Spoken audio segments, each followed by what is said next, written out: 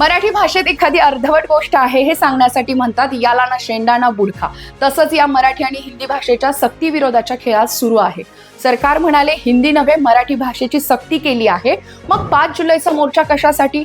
राज्यात त्रिभाषा सूत्राची शिफारस करणारा, पहिलीपासून हिंदी शिकण्याची शिफारस करणारा तसेच डॉक्टर माशेलकर समितीचा हा अहवाल 2022 मध्ये तत्कालीन मुख्यमंत्री उद्धव ठाकरे यांनी स्वीकारला होता. तेच उद्धव ठाकरे आज हिंदी सक्तीच्या नावावर विरोध करायला उभे राहिले आहेत.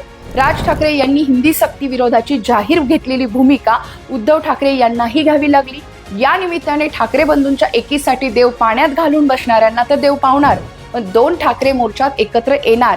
मोर्चात सर्वच पक्षांना सहभागी होण्याचं आव्हानही केलं गेलंय. त्यामुळे मोर्चा झेंडा नाहीये, हा मोर्चा म्हणजे संयुक्त महाराष्ट्र चळवळ 2.0 असंही सांगितलंय. मराठी अस्मितेची साथ घातली जात आहे. यातूनच याला ना झेंडा ना अजेंडा हे अधोरेखित होते.